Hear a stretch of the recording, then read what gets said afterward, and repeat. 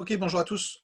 Donc on continue sur cette première partie sur les modèles supervisés. Donc je continue ma discussion sur les différents objets et aujourd'hui on va parler un petit peu des fonctions de perte. Ok, donc je vais partager et retourner sur mes slides.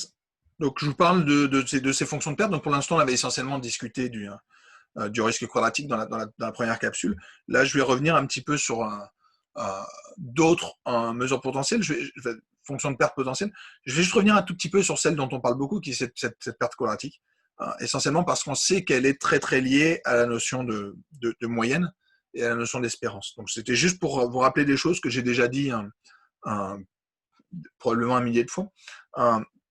Donc pour rappel, quand j'ai un vecteur en dimension d, ou pardon, en dimension n, puisque j'ai l'impression que j'utilise un petit n juste après, donc quand j'ai un vecteur en dimension n, si jamais je cherche la constante la plus proche au sens de la somme des carrés des différences entre la constante et les y, donc la valeur qui va minimiser la différence des carrés entre les y et les m au carré, donc ce qu'on peut interpréter comme étant un epsilon carré, c'est la moyenne empirique. D'accord. Donc le y bar, c'est la valeur la plus proche de ma moyenne, de la différence des carrés des erreurs entre y, i et une constante.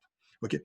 Donc c'est juste une interprétation d'un résultat plus général d'un point de vue probabiliste, qui est que si jamais je veux minimiser l'espérance de la différence entre y et m au carré, donc ici je prends la différence entre y moins m, plutôt grand y, c'est une variable aléatoire, donc je prends la différence entre grand y moins m au carré et que je veux l'espérance de cet objet-là, bah, c'est minimal quand m est égal précisément à l'espérance mathématique.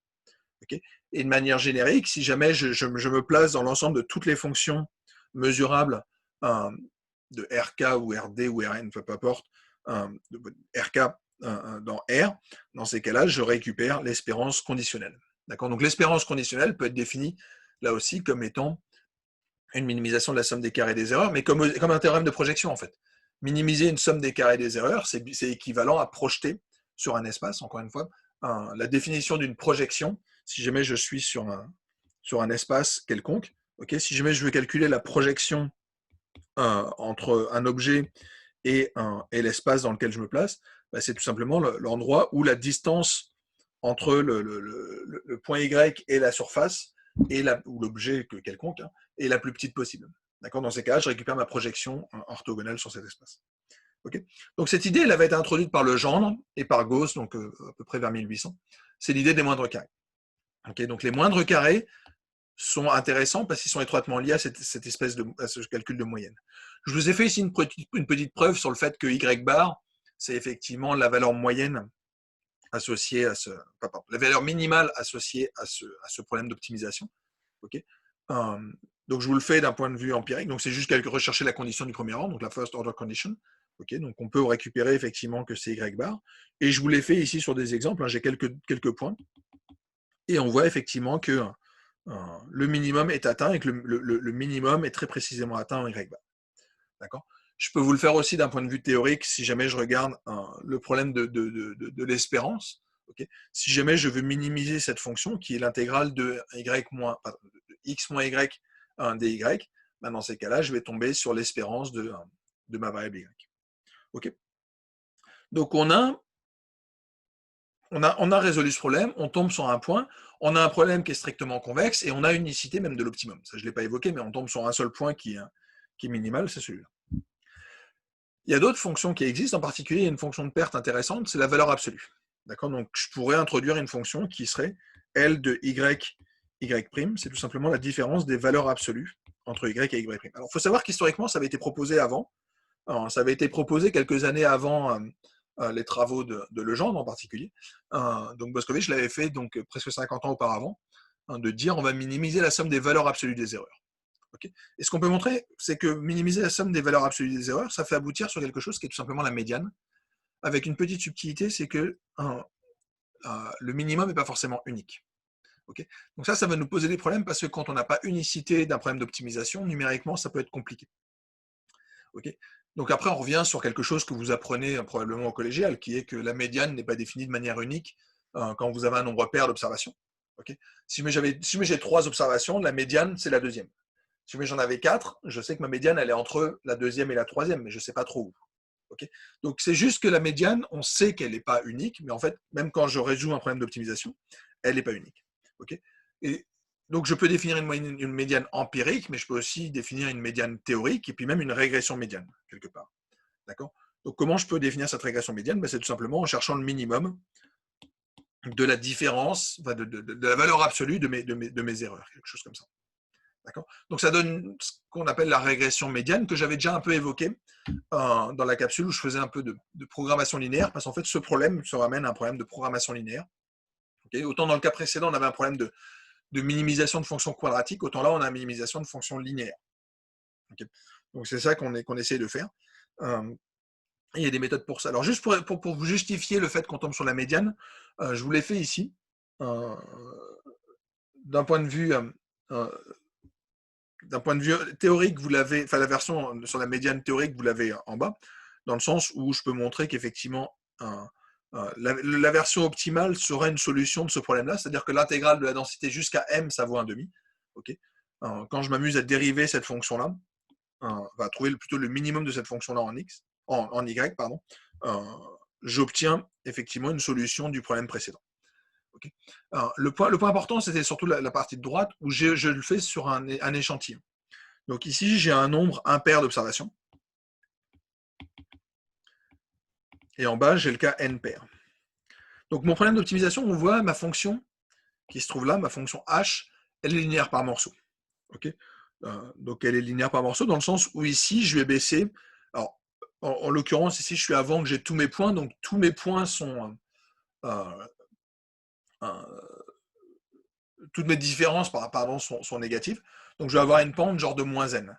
Puis tout d'un coup, je vais en rencontrer une. Donc je vais passer à moins n plus 2, moins n plus 4, moins n plus 6, etc. Il y a un moment où je vais arriver à ce point, donc qui est le cas où je vais avoir le cas n impair. Okay, et là, je vais avoir tout d'un coup la pente qui va devenir positive. Okay, donc j'avais quelque part une pente qui passait, je pense, de moins 1 à plus 1. Okay, et donc, j'ai unicité de mon optimum, okay, qui va être le point qui se trouve très exactement tout en bas. D'accord ? Donc, qui est tout simplement ma valeur en. Si jamais je suis impair, il faut que j'aille en n sur 2 plus 1,5, quelque chose comme ça. D'accord ? Donc, j'arrondis sur la partie supérieure à n sur 2. Si jamais j'avais un nombre pair, bah, on voit qu'on descend, donc en l'occurrence de moins n plus 2, puis en fait je vais arriver ici je vais avoir une pente de moins 2, ensuite je vais avoir une pente de 0, puis ensuite une pente de plus 2. Okay, donc il y a tout un intervalle pour lequel j'ai une pente de 0, ce qui veut dire que techniquement n'importe quelle valeur ici peut être solution et peut être effectivement une valeur médiane. Mais là encore, ça colle avec la réalité. Pourquoi ? Parce que si jamais je prends n'importe quelle valeur ici, je peux couper ici au hasard, j'ai 50% de mes points et 50% de mes points. Okay, donc on a effectivement réussi à séparer l'échantillon en deux, comme le veut la médiane. D'accord ? Donc la perte L1, c'est cette médiane avec cette petite subtilité qui est que je n'ai peut-être pas l'unicité, et donc ça peut être pénible dans nos problèmes d'optimisation. Il faut bien comprendre que cette médiane, je peux la généraliser. Je peux la généraliser parce qu'en fait, donc c'est la notion de perte asymétrique, et c'est ce qu'on obtient. Donc si jamais je me dis, au lieu de mettre donc la valeur absolue, elle était, je vous l'ai présenté juste avant, c'est cette fonction-là. Donc ici, j'ai la fonction valeur absolue, où ici, j'ai une pente en moins 1, et ici, j'ai une pente en plus 1. On pourrait se dire qu'on pourrait prendre des pentes asymétriques, dans le sens où je pourrais... Alors déjà, je vais interpréter un tout petit peu différemment mon moins 1 et mon plus 1. Je vais prendre la valeur absolue divisée par 1,5. Et donc, je vais avoir une pente à moins 1,5 et ici, une pente à plus 1,5. OK ? Donc, comment est-ce que je fais pour généraliser ça ? Je vais tout simplement dire, ici, je vais prendre un certain taux. Donc, taux, il va appartenir à 0,1. Okay ? Et ici, je vais prendre... Pardon. Si je suis en dessous, l'autre fois qu'il soit au-dessus. Ma pente ici, elle va être en 1 moins taux. Pardon, taux moins 1. Il faut quand même qu'elle soit négative. Donc ici, j'ai une pente à taux moins 1 et ici, j'ai une pente de taux. Okay ? On voit que si jamais taux est égal à 1,5, j'ai une pente à gauche qui est 1,5 moins 1, c'est-à-dire moins 1,5, et à droite qui est à plus 1,5. Donc j'ai cet angle droit. Okay ? Ce qu'on va juste faire, c'est qu'on va basculer. donc avec un coefficient qui sera taux. Okay, donc c'est ce qui est formalisé un petit peu ici. En fait, ce qu'on peut montrer, c'est que je peux récupérer tout simplement un quantile en mettant taux moins 1 quand j'intègre entre 0 et U, et un taux quand j'intègre entre U et plus l'infini. Okay, donc comme mon résidu quelque part, comme mon Y moins U est à gauche de U, donc quand je suis négatif, dans ces cas-là, je vais mettre un poids de taux moins 1, et quand je vais être positif, dans ces cas-là, je vais mettre un poids de taux. Okay, donc on garde cette idée de garder la valeur absolue, mais c'est juste que je vais mettre des pondérations différentes à gauche et à droite. Et dans ces cas-là, je récupère Q, qui sera en fait le quantile de niveau taux. Okay, donc je peux introduire une fonction de perte, tout simplement, et on peut la voir sur cette dernière formule. Le quantile empirique de niveau taux, je peux le voir comme un problème d'optimisation. Alors, j'ai écrit de manière un peu abusive que j'ai l'égalité. Okay, de manière générale, ça dépend, mais je peux résoudre en tout cas ce problème-là et récupérer quelque chose que je vais interpréter comme étant un quantile de niveau taux. Donc, c'est vraiment l'idée de dire je vais mettre un poids taux moins 1 et un point taux. Donc, c'est une notion asymétrique. On aura très peu de fonctions de risque asymétriques, mais les quantiles est un des exemples justement de ces fonctions de perte asymétriques. Okay, donc, je vais juste vous les énumérer maintenant. Puis on les utilisera dans certains cas ou dans d'autres, mais voilà. J'en ai défini quelques-unes dans le cas continu. Alors, je vous les remets ici. Ce sont les deux fonctions de perte L1 et L2. Okay, donc, il y a la fonction de perte quadratique. Donc, ce que je vais dire, c'est que ma fonction de perte, c'est tout simplement associée à une fonction de coût. Okay, donc, le coût, c'est une fonction qui est sur la différence entre Y et Y chapeau. C'est une fonction qui est sur le résidu quelque part, sur le Y moins Y chapeau. Okay, donc, mon coût, c'est tout simplement un coût quadratique. Ma perte L1, c'est tout simplement le coût en valeur absolue. Okay, donc, la quadratique, on l'a vu, c'était cette fonction en x à la 2. Et ma fonction de coût en valeur absolue, c'est cette fonction. Alors, je n'ai pas un angle droit à cause d'un problème d'échelle, mais je suis formellement sur un angle droit. D'accord ? On peut en introduire d'autres qui ont été assez populaires parce qu'en fait, c'était pour résoudre ce problème de la valeur absolue. C'est que la valeur absolue, elle nous plaît parce qu'elle évite les outliers. Le problème de la valeur des carrés, c'était cette courbe-là. Le problème quand on prend un x à la 2, c'est que x à la 2, donc c'est ce qu'on faisait quand on faisait des moindres carrés, c'est très sensible aux valeurs aberrantes. C'est-à-dire que quand vous avez un résidu qui est très important élevé à la 2, c'est très très très important. Okay, donc ça nous gênait parce que ça veut dire que ça donne un poids très important à certaines observations, et donc on aime bien avoir cette fonction linéaire. Donc la fonction linéaire, elle est en valeur absolue, elle est intéressante. Donc Hubert avait dit, moi je vais garder quelque chose qui soit encore en valeur absolue, en tout cas sur les résidus importants, mais ça me gêne parce que les valeurs absolues, c'est pas dérivable. Et donc il avait tout simplement proposé de dire, comment est-ce que je peux résoudre ce problème-là ? Tout simplement, en gardant quelque chose de linéaire sur les valeurs importantes, et entre les deux, je mets une parabole.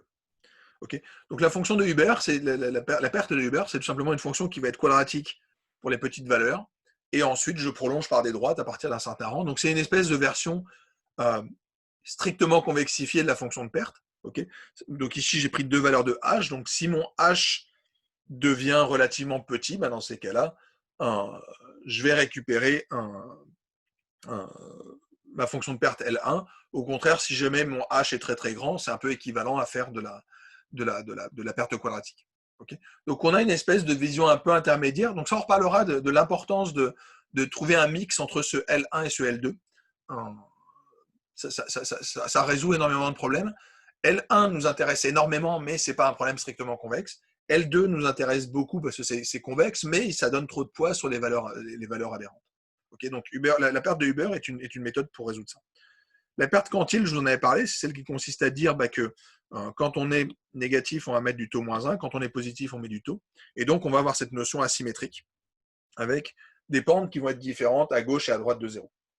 Okay, donc, pour l'instant, je n'ai pas encore prévu de capsule sur la régression quantile. J'en avais déjà parlé sur l'algorithme quand j'avais parlé de la programmation linéaire.